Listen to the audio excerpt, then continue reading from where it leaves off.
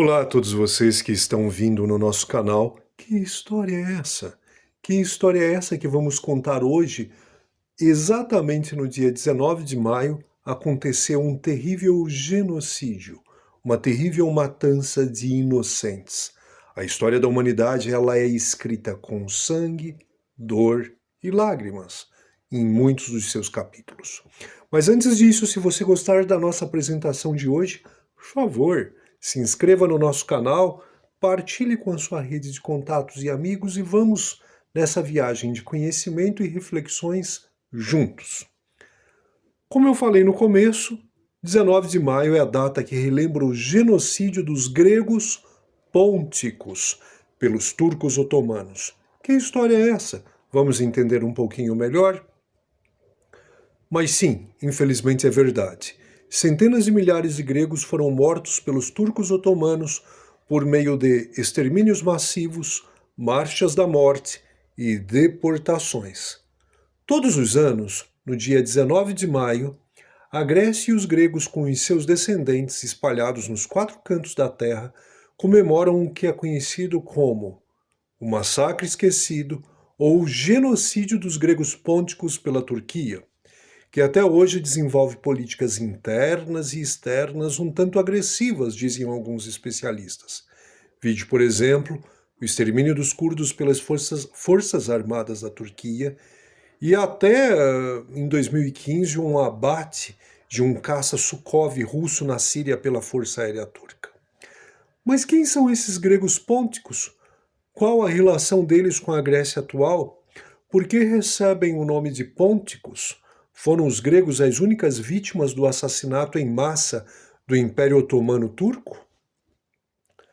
Há um fato curioso nessa história, pois geralmente se reconhece um grego pôntico pelo seu sobrenome, ou seja, todos os nomes de família que terminam em ades ou ides se referem aos gregos pônticos, como por exemplo, Goniades, o meu sobrenome, Anastasiades, Ioanides, Pascalides, Ulaides, ou seja, literalmente é o falando grego.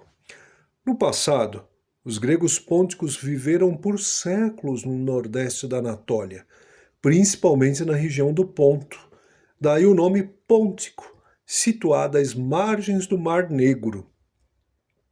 Essas pessoas falavam o grego pôntico, que é bastante diferente da língua grega moderna e em uso. Isso aconteceu devido ao afastamento geográfico do grupo, influenciando no idioma. A população grega do Ponto conseguiu permanecer na região desde 700 a.C. O genocídio dos gregos pônticos, melhor traduzindo, foi um massacre selvagem de homens, mulheres, crianças e idosos sem restrição.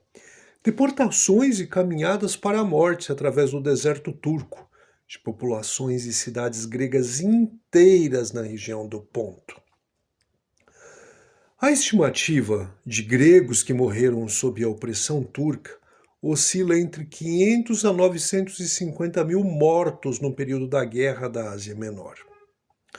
Alguns dos refugiados conseguiram fugir para a Rússia e os que restaram ainda vivos foram migrados para a Grécia, debaixo dos termos que promoviam a troca populacional entre gregos e turcos em 1923.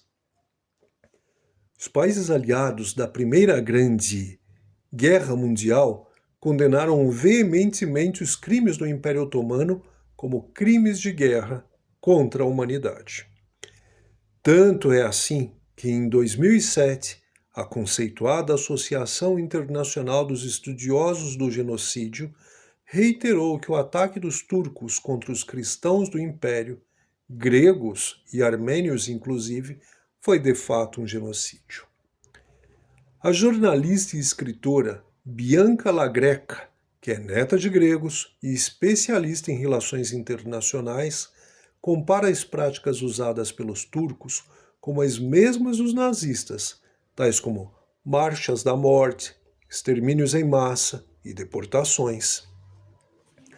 O Império Otomano tinha em mente destruir a Armênia, mas resolveu eliminar também os gregos e assírios, já naqueles anos. Bianca chega ao ponto de afirmar que o que está acontecendo hoje no Oriente Médio é muito igual à tentativa de imposição do Islã pelos turcos à cristandade.